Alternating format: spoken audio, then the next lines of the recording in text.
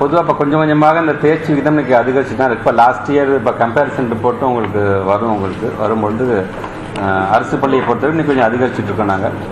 இதில் higher secondary என்று வரும்போது +1 +2 என்று வரும்பொழுது அதில் இருக்கிற அந்த பிஜி டீச்சர்ஸ்க்கான ஏன்னா இப்போ நான் கன்னியாகுமரிக்கு போகும்போது ஏதாச்சும் ஒரு இடத்துல ஒரு பிஜி டீச்சர்ஸ் இல்லை சார், நாங்கள் வந்து தற்காலிக ஆசிரியர் தான் வச்சிருக்காங்க, உடனே அதை அட்ரஸ் பண்ண நாங்கள் நினைக்கிறோம். நாங்கள் அதனால தான் இப்போ ஒரு ஆட்சி மாற்றம் ஏற்பட்ட பிறகு பிஜி டீச்சர்ஸ் மட்டும் கிட்டத்தட்ட ஒரு 3087 பேர் நம்ம வந்து ரெக்ரூட் பண்ணியிருக்கோம். இது இன்னும் அதை அதிகப்படுத்த வேண்டும் என்று நாங்கள் அதை நோக்கி தான் நாங்கள் சென்று கொண்டு, அதனால தான் டிஆர்பி கேலண்டரே வரும்பொழுது பார்த்தீங்கன்னா அதை இந்த வருஷத்தில் பார்த்தீங்கன்னா டீச்சர்ஸ் ரெக்ரூட்மெண்ட்டு அதை கொஞ்சம் நிறையா ஃபோக்கஸ் பண்ணுறதாக நான் பார்க்குறேன்.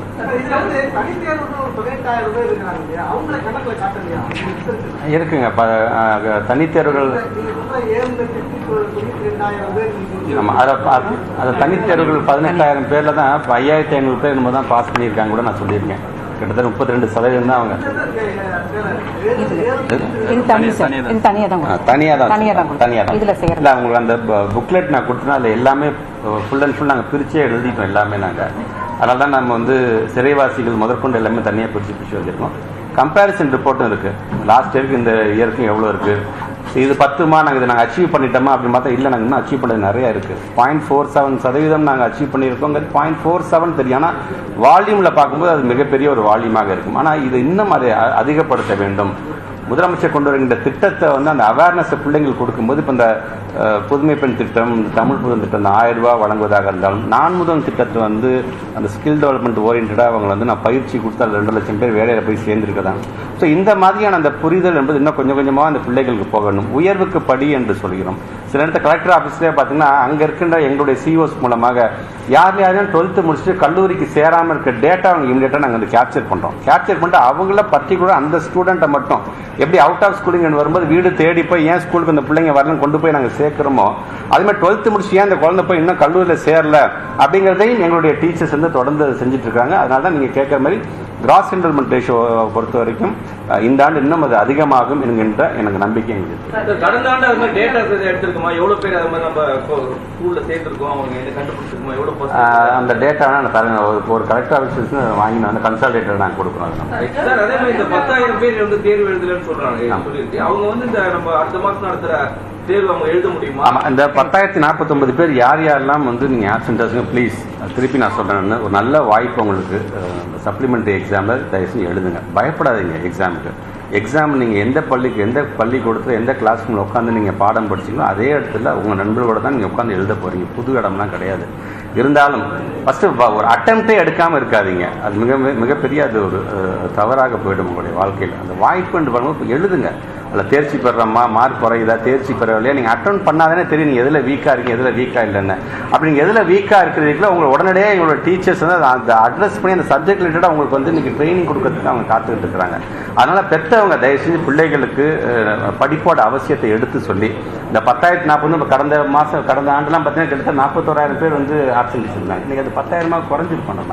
ஆனால் குறைஞ்சிருக்கோம் என்பது பெருமை கிடையாது. 10,000 பேர் வரலைங்கிறது எங்களுக்கு வந்து வருத்தமாகத்தான் இருக்கிறது. ஆனால் அந்த பிள்ளைகளை படிப்போட அவசியத்தை சொல்லி இதை எழுதுங்க. இந்த சப்ளிமெண்ட்ரி எக்ஸாம் உங்களுக்குமானது தான். யாரெல்லாம் தேர்ச்சி பெறவில்லையோ அவர்களுக்காக மட்டுமல்ல, யாரெல்லாம் வராமல் இருந்த ஆப்சன்டீஸ் இருக்கீங்களோ உங்களுக்கும் சேர்ந்து தான் நாங்கள் சொல்கிறோம். தயவுசெய்து நாங்கள் சொல்லுகின்ற டேட்ஸை நம்முடைய பத்திரிகை ஊடகத்துறை சார்ந்த நண்பர் மூலமாக அதை தெரிந்து கொண்டு உடனடியாக நீங்கள் வந்து அதுக்கு நீங்கள் அப்ளை பண்ண வேண்டும் என்று நான் கேட்கிறேன். கிராமப்பகுதிக்கு அருகிலே அருகமை பள்ளிகள் மாதிரி அருகமை தேர்வு மையம் 30 கிலோமீட்டர் டிராவல் பண்ணி புதிய தேர்வு கஷ்டமாக இந்த 4 வருஷத்துல பார்த்தீங்கன்னா கிட்டத்தட்ட ஒரு 410 புது இதுக்கு தேர்வு மையம் உருவாக்கியிருக்கோம். இப்போ நீங்கள் சொல்கிற மாதிரி எங்கே தூரமாக போக வேண்டியதாக இருந்தது.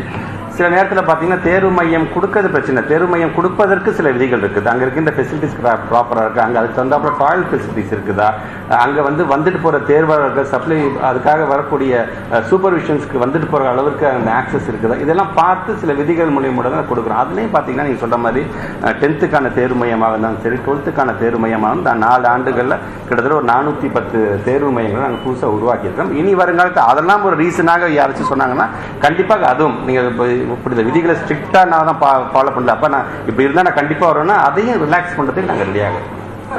மாணவர்களுடைய நலம் கருதி 10ஆம் வகுப்பு உள்ளிட்ட மாணவ புத்தகங்கள் தமிழ் 3 அலகுகள் நீக்கப்பட்டதாக தகவல்.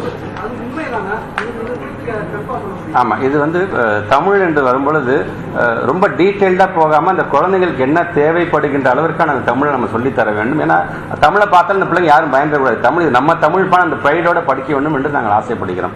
அதனால தான் அந்த பிள்ளைகளுக்கு என்ன தேவை, தமிழில் தன்னோட பிள்ளைகள் என்ன தெரிந்து கொள்ள வேண்டும் என்று ஆசைப்படுகிறதுக்காக தகுந்தாக போல அதை நாங்கள் வடிவமைச்சிட்டு அதை பல்வேறு தமிழ் ஆசிரியர்கள் வந்து அது உள்ளபடியே அது வரவேற்றிருக்கிறார்கள். இது ஆசிரியர் பெருமக்களுக்கும் சரி மாணவ செல்வங்களுக்கும் இது நல்ல விதத்தில் அது பயன்படும் என்ற விதத்தில் அதை நாங்கள் செஞ்சிருக்கோம்.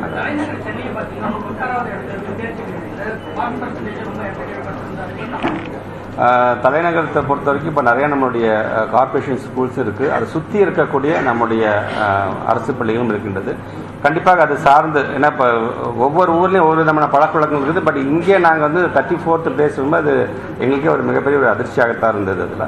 இதில் அதிகப்படியாக கவனத்தை செலுத்த வேண்டும் என்று எங்களோட சிஓஸ் லெவலில் நாங்கள் சொல்லியிருக்கோம். இப்போ ஒன்றும் இல்லை, இப்போ இந்த நாங்கள் அனலைஸ் பண்ணி வச்சிருக்கிறது என்பது நாட்டு மக்களுக்கு தெரிவிப்பதற்கு மட்டுமில்லை, எங்கள் துறை சார்ந்திருக்கிற அதிகாரிகளுக்கு இது சார்ந்து அடுத்தது நாங்கள் மீட்டிங் வைக்க போகிறோம். நாங்கள் அதில் என்ன தான் what are the plus and minus, என்ன நடந்திருக்குது, எதனால் இதெல்லாம் குறைந்திருக்குது என்கின்ற விதத்தில் இது வந்து எங்களோட சிஓஸ் எங்கள் டீச்சர்ஸ் நாங்கள் இதை அக்யூஸ் பண்ணுறதுக்காக அவங்களையும் நாங்கள் ஊக்கப்படுத்தணும். அவங்களும் மனுஷங்க தான், அவங்களே ஊக்கப்படுத்தணும். அவங்க போடுற சில எஃபர்ட்ஸ் வந்து சம்டைம்ஸ் வந்து இந்த மாதிரியான ரிசல்ட் கொடுக்கும்போது அவங்களும் தோன்றிவிடக்கூடாது என்பதற்கு அவர்களையும் ஊக்கப்படுத்துகின்ற விதத்தில் தான் கண்டிப்பாக அந்த வருகின்ற மீட்டிங்ஸ் கண்டிப்பாக அமையும்.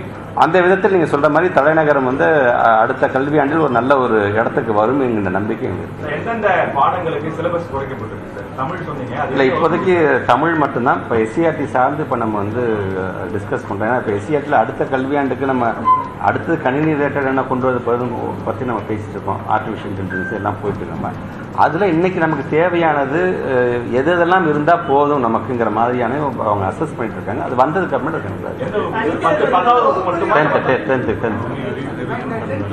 ஆமாம். இப்போ நீங்கள் இப்போ அனௌன்ஸ்மெண்ட்டில் நம்ம வந்து ஒரு அனௌன்ஸ்மெண்ட் கொடுத்துருக்கோம் இல்லையா, revamping of the curriculum and syllabus. இப்போ பொதுவாக 5 வருஷம் 7 வருஷம் இப்போ கடந்துச்சு, அந்த ஆண்டுகளே கடந்துச்சு. இதை நாங்கள் பண்ணியிருந்துருக்கோம். அது பட் இந்த ஆண்டு அதற்கான அறிவிப்பு அதுக்குன்னு தனியாக இப்போ நிதி ஒதுக்கீடு செய்து அதுக்கான வேலை நடக்கும்போது ஓவராலாகவே அது வந்து என்ன தேவை என்பதை கண்டிப்பாக மாற்றக்கூடிய அளவுக்கு இருக்குது. ஆமாம், 6th இந்த ஆர்டிஃபிஷியல் இன்டெலிஜென்ஸ்க்கான இதை எஸ்சிஆர்டி வந்து ஃபுல்லாக ஓப்பன் பண்ணி பார்த்தோம்.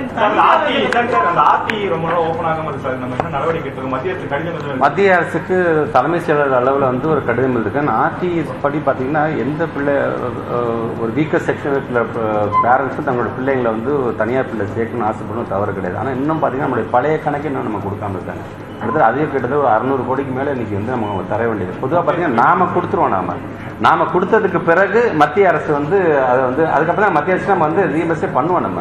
பட் இந்த முறை பார்த்தீங்கன்னா இந்த உங்களுக்கே தெரியும், இப்போ சமகர சிக்ஷாவில் வந்து ஒன் ஆஃப் த பேரண்ட் எதுன்னு பார்த்தீங்கன்னா இந்த ஆர்டி அப்படிங்கிறதே பார்த்தீங்கன்னா எப்போ இது ஆரம்பிக்கப்பட்டதுன்னா சுப்ரீம் கோர்ட் டைரக்ஷனில் ஒரு சென்ட்ரல் கவர்மெண்டோட ஆக்டாக வந்தது தான் இந்த ஆர்டிங்கிறது. அப்படி சுப்ரீம் கோர்ட் டைரக்ஷன் சொன்னதே இன்றைக்கி அவங்க மதிக்காமல் இருக்குது, உள்ளபடியே எங்களுக்கு வேதனையாக இருக்கின்றது. இது சார்ந்து பல பிள்ளைங்க ஒரு வருஷத்துக்கு 79,000 இருந்துச்சு. இப்போ 1 லட்சம் பிள்ளைங்க வரைக்கும் இன்றைக்கி வந்து தனியார் பள்ளியில் சேர்க்கக்கூடிய அந்த வாய்ப்பை வந்து அவங்க பறிக்கிறார்கள் என்பது வேதனையாக இருக்கின்றது. இருந்தாலும் நாங்கள் இதை மென்ஷன் பண்ணியே எங்களுடைய தலைமைச் செயலாளர் மூலமாக மத்திய அரசுக்கு கடிதம் எழுதியிருக்கணும். இன்னும் ரிப்ளை வரல. வந்துச்சுன்னா இதுக்கு நம்ம அது கால் 617 கோடி வரைக்கும் இது வரைக்கும். சிபிஎஸ்சியில் 5, 6, 8 கட்டாய தேர்ச்சி வந்து இல்லை அப்படின்னு சொல்லியிருக்காங்க. அவர் அந்த மாணவர்களை வந்து ஸ்டேட் போர்டு நம்ம நடப்பிற்கு வரும்போது அவங்க எந்த வகுப்புல அடுத்த வகுப்புக்கு சேர்த்துக்கிற வாய்ப்பு எங்களை பொறுத்த வரைக்கும் ஆனால் இன்னைக்கு அந்த சிபிஎஸ்சிலேருந்து இந்த 5, 6, 8 அப்படிங்கிற அது சில சமயம் சங்கடமாக இருக்குதுன்னா ஒரு நாட்டினோட ஒரு மூத்த அமைச்சர் பேசும்போது ஏன் ஒரு வருஷம் ஃபெயில் ஆகிட்டு தான் படித்தா தான் என்ன ஆகும் அப்படின்லாம் சொல்லவே கூடாது. அந்த வார்த்தைகளாம் ட்ராப் அவுட் ரேஷியோ இன்றைக்கி வந்து எலிமெண்ட்ரி லெவலில் நம்ம வந்து நெல்லாக்கியிருக்கோம் நம்மளுடைய ஸ்டேட்டை பொறுத்த வரைக்கும். ஸோ இப்படி நாங்கள் அதை நோக்கி நம்ம போயிட்டு இருக்கும்போது எஜுகேஷன் சிஸ்டத்தை விட்டே போயிடுவாங்க அப்புறம் பிள்ளைங்க. ஸோ அவங்களுடைய இன்டென்ஷன் என்னவா இருக்குது